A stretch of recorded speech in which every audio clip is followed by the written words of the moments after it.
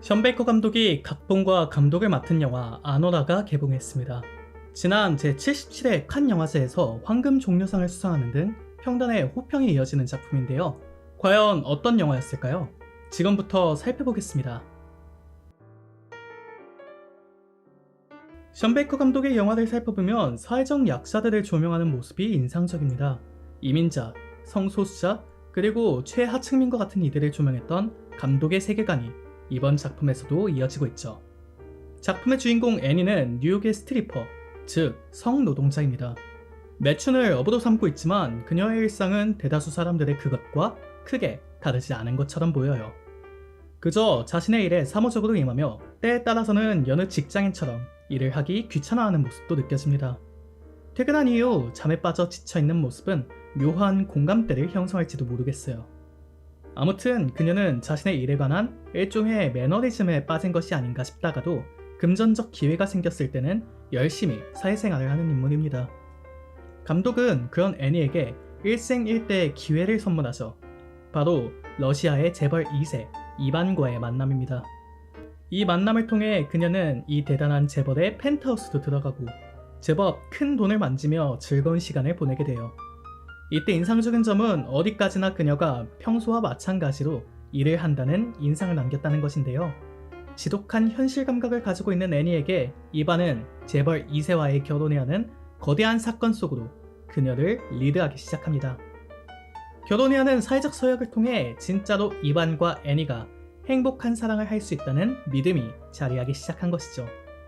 따지고 보면 밑바닥에 있는 그녀의 인생을 통째로 뒤엎을 수 있을 만큼 거대한 사건이기도 합니다. 일종의 인생 역전 신데렐라 스토리라고 할 수 있겠는데요. 그럼 과연 션 베이커 감독이 써내려가는 이 신데렐라 스토리의 끝은 어떻게 될까요? 이어서 살펴봅시다. 개인적으로 생각하는 션 베이커 감독의 가장 큰 특징 중 하나는 마냥 행복한 장밋빛 꿈을 그리지 않는다는 것입니다. 나 인생 핀 거야 라는 망상 속에 빠져있는 애니에게 감독은 차가운 현실을 보여줍니다. 이반의 부모님이 그녀와의 결혼을 반가워하지 않거든요. 재벌 부모가 아니라고 할지라도 철없는 아들이 일주일 정도 만난 매춘부와 결혼을 한다면 기를 쓰고 반대를 할 것 같긴 합니다. 아무튼 골칫덩어리 아들 때문에 이반의 부모님은 3명의 부하를 통해 이 결혼을 파기시키려고 합니다. 이 지독한 리얼리즘의 세계 속에서도 관객이 흥미를 유지할 수 있는 원동력은 결국 그 속에서 일종의 블랙 코미디적 정서가 가미됐기 때문이 아닐까 싶어요. 신분 상승의 기회를 눈앞에서 놓치게 생긴 이 부조리한 상황 속에서 애니는 집 나간 남편 이반을 찾아야 하는 상황에 빠집니다. 이때 3명의 건달들과 함께하는 로드무비 겸 추격극은 그 자체로 난장판 같은 모습이죠. 건장한 사내셋이 날뛰는 애니 한 명을 제압하지 못하는가 하면 이반을 찾는 여정은 번번이 실패의 연속입니다. 틈만 나면 찡얼거리고 차에서 거하게 토를 하는 멍청이와 요즘 것들을 연발하는 꼰대 푸념도 이 난장판을 꾸며줘요. 아무튼 결혼을 물으면 적절한 보상을 주겠다는 불만스러운 계약하에 움직이던 이들 4사람은 결국 약과 술에 취해서 정신을 못 차린 이반을 찾게 됩니다. 이 시점부터 이야기는 새로운 방면으로 전환돼요. 이제 현실의 시간인 아침이 찾아왔거든요. 밤에 빛나는 네온사인 조명 같은 블랙 코미디가 사라지고 차갑고 냉정한 리얼리즘의 세계만이 남게 된 것입니다. 제대로 본인 앞가림도 못하는 남편 이반과 혼인 무효 소송 앞에서 마음이 급해진 애니. 과연 이들의 사랑은 어떻게 될까요? 이 시점에서 애니라는 애칭이 아닌 그녀의 이름을 다시 살펴봐야 할 것 같습니다. 바로 작품의 제목이기도 한 아노라인데요. 개인적으로는 애니의 정체성과 아노라의 정체성을 분리해서 생각을 해보면 좋을 것 같습니다. 먼저 애니의 경우 자본주의적 질서를 위해 형성된 그녀의 정체성이라고 생각했습니다. 스트리퍼 일을 하는 것, 이반과 관계를 발전시키고 결혼하는 것, 혼인무효 소송에 저항하다가도 보상금 얘기에 포기하는 것, 이러한 일련의 모습들이 결국에는 자본주의적 논리 아래서 만들어진 것이거든요. 이 모습들의 공통점은 일종의 계약관계로 묶여있다는 것입니다. 손님과 매춘부 사이의 관계, 부부가 맺는 사회적 약속, 불합리하지만 거절할 수 없는 계약까지. 애니의 삶은 어딘가 불안정한 계약관계의 연속이라고 할 수 있겠네요. 반대로 아노라의 경우 순수한 그녀의 본질 그 자체라고 생각합니다.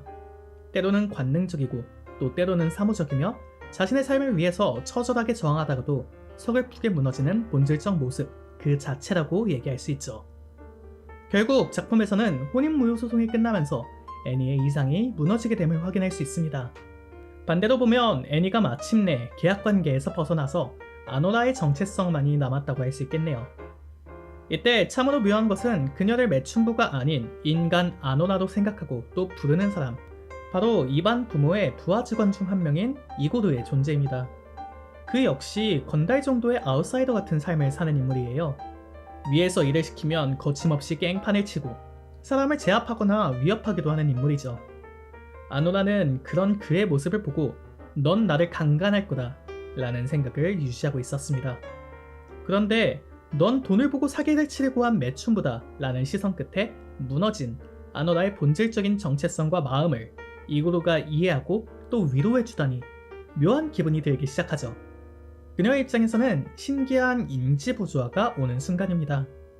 진심을 담아서 그녀를 위한 작은 선물을 주는 이고르에게 아노라는 감사의 마음을 담아 관계를 시작합니다. 이때 션 베이커 감독은 화려한 음악과 강렬한 빛으로 가득했던 수많은 관계 장면들과는 또 다른 관계씬을 보여줍니다. 와이퍼 소리 정도만 들릴 정도로 고요하고 또 새하얀 눈으로 가득한 시공간 속에서의 관계, 계약 같은 조건 없이 본인의 이름을 불러주고 또 진짜 자기 자신을 바라봐주는 사람을 만나게 된 아노라가 이 순간 느끼는 감정은 무엇일까요? 앞선 긴장이 모두 해소되고 나서야 느껴지는 고마움, 그러나 그것을 순수하게 받을 수도 또 표현할 수도 없는 답답함과 서러움이 폭발하는 듯한 느낌이었습니다. 그녀의 입장에서 감사함을 표현할 수 있는 방법이 스트리퍼의 정체성이라고 할 수 있는 애니의 그것밖에 없거든요. 가슴속 응어리를 눈물에 담아 흐느끼는 아노라와 그녀를 위로해주는 이고르의 모습, 생각해보면 참 션 베이커 감독다운 엔딩씬이라고 생각합니다. 신데렐라의 인생 역전을 꿈꾸던 애니에게 장밋빛 희망을 걷어가며 특유의 리얼리즘을 유지하는 대신 차갑고 고요한 현실 속에서 소외받는 약자를 위한 아주 약간의 희망을 제시한 것 아닐까요? 아무튼 여러모로 여운이 많이 남고 또 곱씹어볼 만한 엔딩이었다고 생각이 들었습니다. 작품의 주인공 역할을 맡은 배우 마이키 메디슨에 대해서 짧게 이야기하고 넘어가려고 합니다. 개인적으로 올해 본 해외 작품 속 여배우들 중에서도 손에 꼽을 정도로 좋은 연기를 보여줬다고 생각해요. 그녀가 보여준 캐릭터성의 핵심은 앞서 설명한 아노라의 그것과 이어지고 있습니다. 그저 스트리퍼 혹은 매춘부의 평면적인 이야기가 아니라 무척이나 입체적으로 사건들에 반응하는 한 명의 사람을 그려내고 있어요. 보다 구체적으로 말하자면 이 영화는 크게 3단 구성을 한다고 생각합니다. 이반과 꿈을 꾸는 이상, 이반을 찾아가는 블랙 코미디, 그리고 이반을 찾은 이후 드러나는 현실이죠. 각 상황 속에서 그녀는 이반, 토로스, 갈리나 등 각기 다른 인물들과 충돌하고 있습니다. 모든 것이 지나간 차가운 현실 속에서는 이고르와의 충돌도 보여주고 있죠. 아무튼 이 모든 상황 속에서 점차 확연히 드러나는 아노라의 자아가 무척이나 인상적으로 기억에 남았습니다. 처음에는 작은 눈빛과 입술의 움직임으로 아노라 본질적인 자아를 표출하던 그녀가 점차 격한 언행으로 저항하기 시작하고 끝내 처절한 눈물과 함께 끝을 내는 모습은 그 자체로 아름다운 변천사가 아니었나 싶네요. 개인적으로 이번 영화 아노라가 마이키 메디슨이라는 훌륭한 배우를 발견할 수 있는 좋은 기회가 아니었나 생각합니다. 요약하자면 영화 아노라는 성노동자를 소재로 만들어낸 션 베이커 감독 스타일의 신데렐라 스토리입니다. 화려하게 빛나는 도시의 풍경과 신나는 비트 사운드처럼 인생을 뒤바꿀 수 있다는 장밋빛 희망이 주인공을 들뜨게 만들지만 금세 부조리한 현실을 펼치는 구조죠. 그 부조리한 상황이 블랙 코미디처럼 보이다가도 인물 내면에 차오르는 처절함과 서글픔 등의 감정이 관객들을 강렬하게 사로잡고 있습니다. 이 모든 리얼리즘적 서사 구조에도 불구하고 감독이 제시하는 일련의 공감과 위로가 어쩌면 아주 작은 희망처럼 작동할지도 모르겠네요. 영화 아노라에 대한 제 평점은 8점입니다. 신데렐라의 의미를 따져봤을 때 재투성이라는 뜻을 가지고 있습니다. 문득 영화의 결말부에 쏟아지는 눈과 겹치는 이미지가 있다는 생각이 들어오는데요. 아노라는 그 자체로 차가운 현실에 남아있는 신데렐라일지도 모르겠습니다. 그럼에도 이 이야기가 아름답게 느껴지는 까닭은 그녀의 이름이 가진 의미처럼 아노라의 삶이 빛나고 또 아름답기 때문 아닐까요? 아노라, 실패했지만 빛나는 현실 속 신데렐라의 응어리 라는 한 줄 평 또한 함께 남겨보고 싶습니다. 영화가 보여주는 작품성과는 별개로 소재가 소재인 만큼 상당히 자극적인 작품이기도 합니다. 화려한 불빛과 울리는 음악과 더불어 세속적이면서도 관능적인 욕망이 그 시작 부분부터 폭발하는 영화죠. 이러한 점들에 있어서는 분명히 나름의 호불호가 나뉠 것 같다는 생각이 남았네요. 오늘의 리뷰는 여기서 마치고 다시 찾아오겠습니다. 시청해주셔서 감사합니다.